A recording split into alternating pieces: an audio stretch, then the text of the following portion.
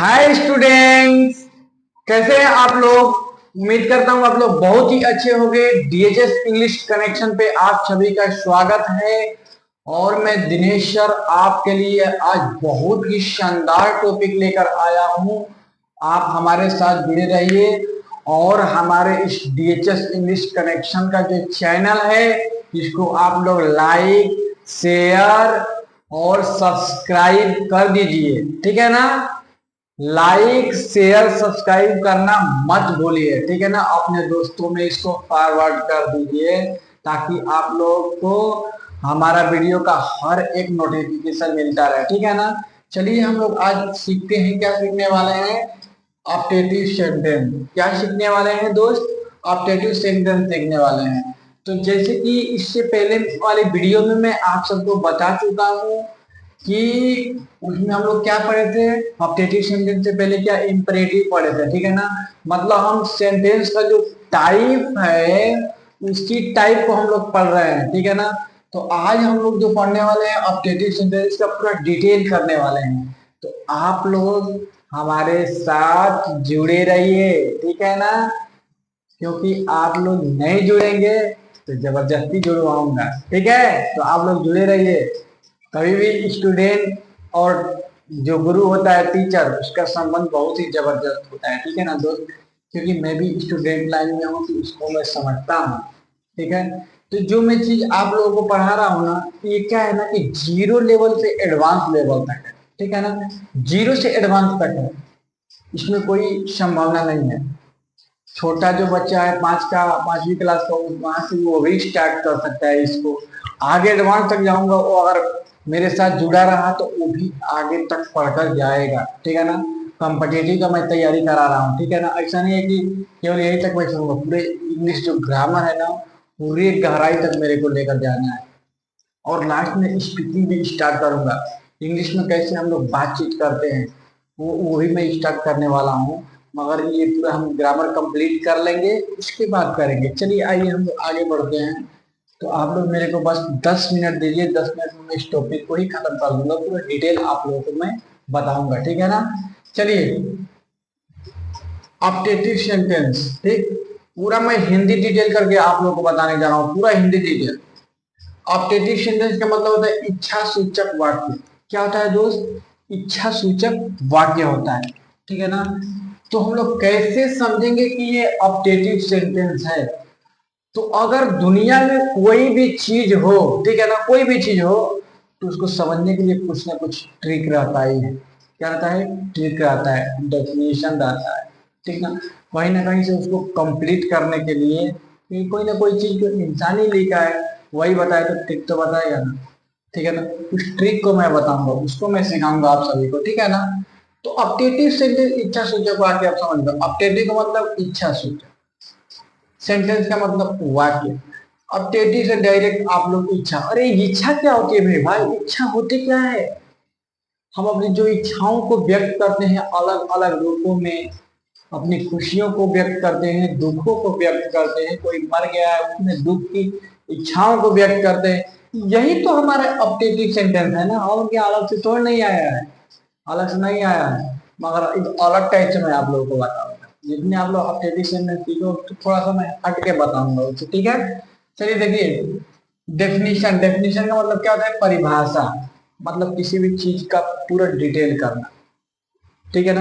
ये डेफिनेशन हम लोगों को मिलता है, ठीक है। लिखा है कि जिस वाक्य में, क्या लिखा है, जिस वाक्य में आशीर्वाद, क्या, आशीर्वाद, कामना, ठीक है ना, अभिशाप और इच्छाओं का बोध होता है, मतलब इच्छाएं व्यक्त की जाती है, ठीक है ना, इच्छाओं का बोध होता है, उसे ऑप्टेटिव सेंटेंस कहते हैं। यानी उसे क्या बोलते हैं, इच्छा सूचक वाक्य कहते हैं, ऑप्टेटिव सेंटेंस। ये जो मैं पढ़ा रहा हूँ, किस लिए मैं हिंदी में लिखता हूँ, इसका भी एक रीजन है, ठीक है ना।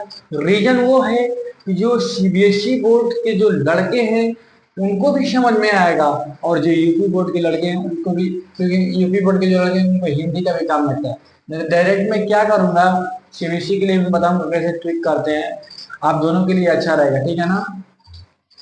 तो जिस वाक्य में आशीर्वाद, कामना, अभिशाप और इच्छाओं का बोध होता है उसे क्या बोलते हैं हम लोग, ऑप्टेटिव सेंटेंस कहते हैं।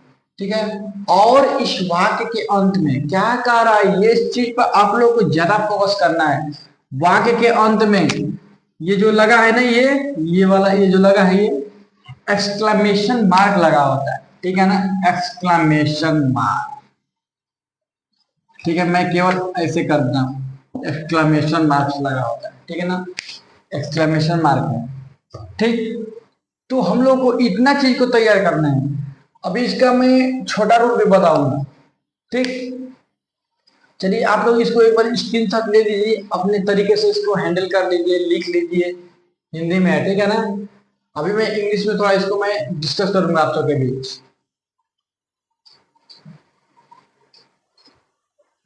चलिए अभी देखते हैं हम लोग, इसको मैं मिटाता हूं और थोड़ा मैं शॉर्टकट जो मैं अभी आप लोग को ट्रिक बता रहा था कि आप लोग अगर ज्यादा ऐसे याद नहीं करोगे, ठीक है ना, तो कैसे करेंगे उस चीज को मैं आपको भी मैं इधर दिखाता हूँ। ऑप्टेटिव सेंटेंस का सबसे शॉर्ट फॉर्म में पहचानने का तरीका, 4 वर्ड को आप याद कर लो। कितने वर्ड को? 4 वर्ड को आप लोग याद कर लो, ऑप्टेटिव सेंटेंस आपका कंप्लीट हो जाएगा। चलिए वो 4 वर्ड कौन सा है, यहां से मैं करता हूं। पहला, चलिए पहला क्या है, मैं लिखा था कि जिस वाक्य में आशीर्वाद, चलिए ब्लेस लिख लेते हैं, BLASS, ब्लेस। ब्लेस का मतलब क्या होता है? आशीर्वाद होता है। क्या होता है दोस्त? आशीर्वाद होता है, ठीक है ना। चलिए दूसरा हम लोग देख लेते हैं क्या होता है। दूसरा, दूसरा क्या होता है? दूसरा होता है विश। और विश का हिंदी क्या होता है, समझ रहे हो आप?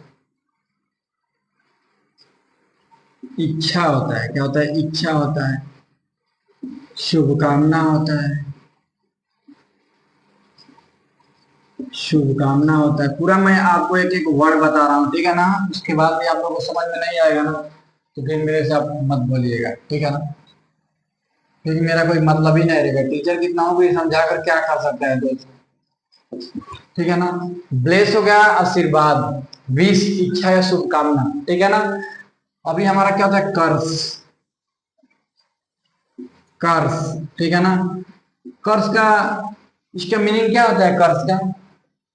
अभिशाप,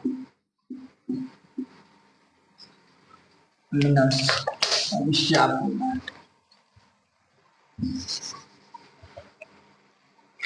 अभिशाप होता है। देखिए अभिशाप, अभिशाप, इसका पूरा मैं डिटेल आप लोगों को बताऊंगा। और हम लोग चौथा देख लेते हैं। ठीक, चौथा क्या होता है? ब्लेस हो गया, विश हो गया, कर्स हो गया, प्रे प्रार्थना, PRAY, प्रे। प्रे का मतलब प्रार्थना, प्रार्थना होता है, ठीक ना, प्रार्थना। ये 4 वर्ड को आप लोग ध्यान में रख लो, उसके बाद कोई प्रॉब्लम नहीं होगा, ठीक ना। 4 वर्ड को आप लोग ध्यान में रखो, कोई प्रॉब्लम होगा ही नहीं, मैं पूरे दावा के साथ कह सकता हूं। अगर इससे पहले मैं जो डिफिनेशन बताया हूं कि जिस वाक्य में ब्लेस, आशीर्वाद, विश, कर्स, प्रे, इन चीजों का बोल रहा है, 4 चीजों का, उसको हम लोग क्या बोलते हैं?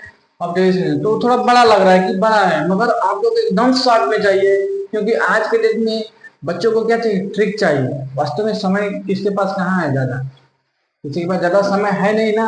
कम समय में सोचा है कि मैं ज्यादा वर्क कर सकूं, ठीक है। इसके लिए यह है कि 4 वर्ड को आप लोग याद कर लो, आपका ऑप्टेटिव सेंटेंस क्लियर हो जाएगा, ठीक ना। जिस सेंटेंस में बस आप लोग याद करना, उसके बाद क्या? ब्लेस आशीर्वाद होना चाहिए, विश इच्छा होनी चाहिए इसका या शुभकामना, उसके बाद कर्स अभिशाप, प्रे प्रार्थना। अब इसके एग्जाम्पल हम कहेंगे कि इसके एग्जाम्पल क्या होता है, ठीक है ना। एग्जाम्पल सेट करते हैं हम लोग, जैसे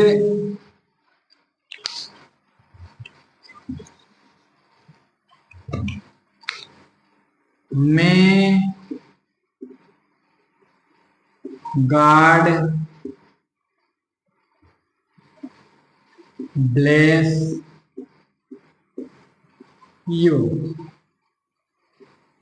ठीक ना। May God bless you, exclamation mark. सबसे जबरदस्त समझने का चीज ये है कि मे गॉड ब्लेस यू लिखा हो ना, तो ये मे से भी आप लोग समझ सकते हो कि अपडेटेड सेंटेंस ज्यादा से ज्यादा जो ये मे है ना, इसमें यूज किया जाता है, अपडेटेड सेंटेंस में ही मे यूज किया जाता है, ठीक ना। आप लोग इसको हटा दो, कुछ लोग गॉड ब्लेस यू भी बोलते हैं, ठीक है। गॉड ब्लेस यू, भगवान आपको आशीर्वाद दें, ठीक ना, क्योंकि इंसान में उतना क्षमता नहीं होता है आशीर्वाद आशीर्वाद देने का, ठीक ना। हम जाते हैं तो इंग्लिश में ही हम लोग क्लियर होता है, हिंदी से ज्यादा। अब भोजपुरी में क्या बोलते हैं, खुश रहा, ठीक है ना, भोजपुरी हम बोलते हैं, मगर इंग्लिश में क्लियर होता है, खुश रहा मतलब क्या खुश रहा, अरे वो पहले से ही दुखी है, उसको क्या खुश करोगे, पहले से खुश हो गया, पैर छू लिया। तो हम लोग का भोजपुरी में उतना क्लियर समझ में नहीं आ पाता है, हिंदी में भी क्लियर नहीं हो पाता है, मतलब इंग्लिश में पूरा क्लियर हो जाएगा। इसमें अगर पैर छूओगे तो वो बोलेगा गॉड ब्लेस यू, ठीक ना, या मे गॉड ब्लेस यू, संपूर्ण रूप से बोलेगा तो, ठीक है।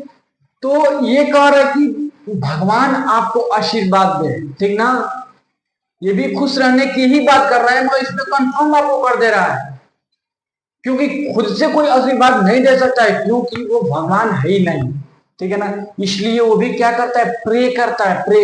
जो मैं ये लिखा हूं ना, ये वाला ये वर्ड, वो भी भगवान से प्रे कर रहा है कि भगवान आपको खुश रखे, ठीक ना, भगवान आपको खुश रखे।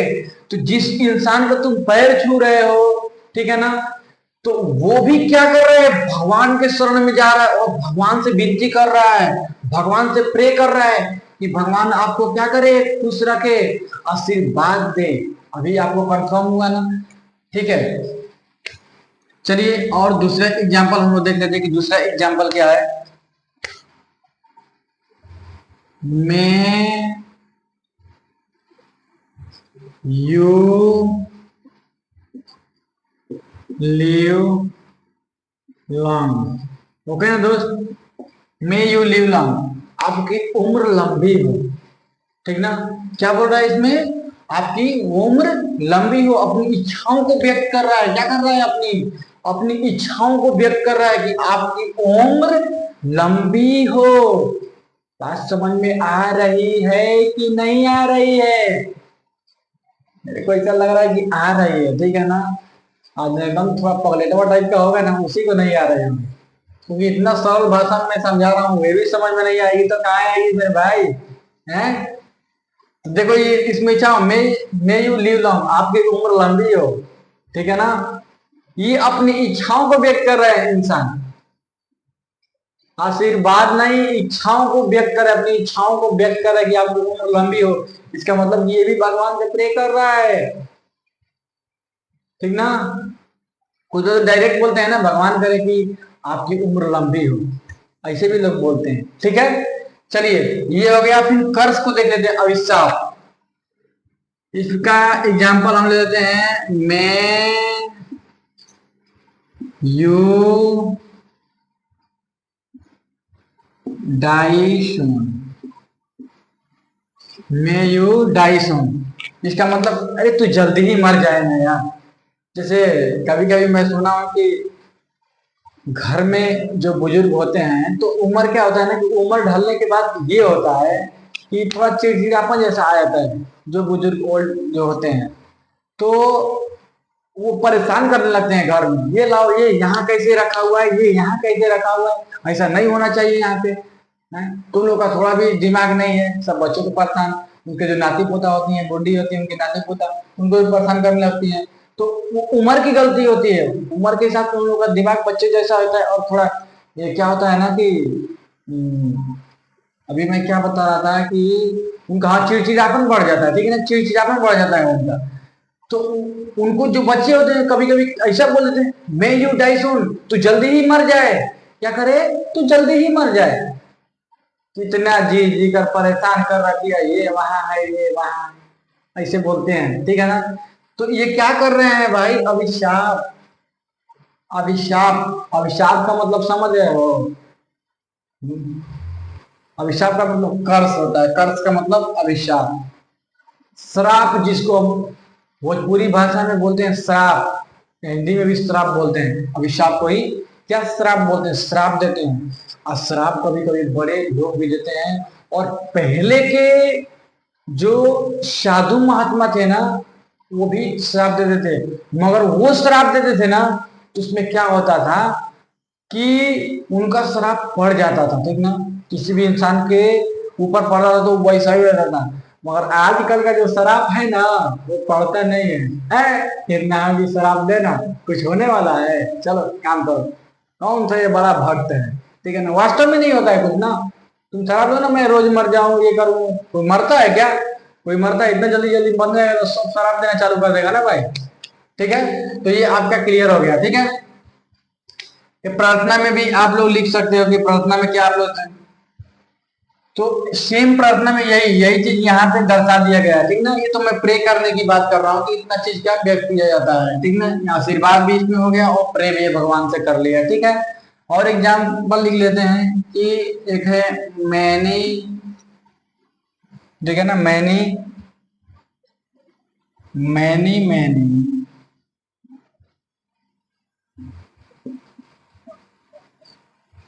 Many many returns of the day, many many returns, इधर लिख रहा ऑफ द डे, ठीक है ना, many many returns of the day. तो ये क्या करेगी, many many returns of the day, last में आप लोग ये देखो, ठीक है ना, लास्ट में आप लोग ये एक्सक्लेमेशन मार्क देखो, देखो सब में एक्सक्लेमेशन मार्क लगा है, इससे भी आप लोग मालूम कर लोगे, मालूम कर लोगे अपडेटिव सेंटेंस है, ठीक है ना, इसमें भी आप लोग मालूम कर लोगे।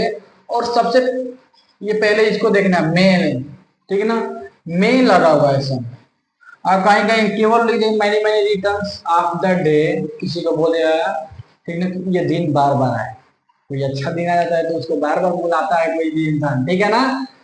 तो केवल many many returns of the day इसमें लिखा हुआ है, इसमें मे का प्रयोग नहीं, फिर भी ऑब्जेक्टिव सेंटेंस है। क्यों है? क्योंकि ये चारों में से देख लो आया है कि नहीं आया है, ये चारों में से आया है। क्या आया है? मैनी मैनी, जब अपनी इच्छाओं को व्यक्त कर रहे हैं, क्या आया है? इच्छा, इच्छाओं को व्यक्त कर रहा है, ये भगवान आशीर्वाद में जा रहा है वहां पे, भगवान मैंने मैंने रिटर्न ऑफ द डे, ये दिन बार बार आए, मजा आ जाए एकदम मेरे को, ठीक है ना। तो अपनी इच्छाओं को व्यक्त कर रहा है, ठीक है। तो ये एग्जाम्पल हो गया, आप लोग जाकर देखोगे बहुत सारा आपको एग्जाम्पल मिलेगा, गूगल पे आपको सर्च करोगे वहां पर भी आप लोग एग्जाम्पल मिलेगा, पढ़ाई करते रहो, ठीक है। चलो हम लोग इस टॉपिक को यहीं पे द एंड करते हैं, और मेरे वीडियो को आप लोग लाइक सब्सक्राइब शेयर करना मत भूलिएगा, और बेल आइकन जरूर आप लोग दबा दीजिएगा, ठीक है ना, बेल आइकन, ओके ना। चलिए यहीं पे अपने वीडियो को समाप्त करते हैं, फिर नेक्स्ट टाइम आपसे मैं मिलूंगा अगले वीडियो के साथ।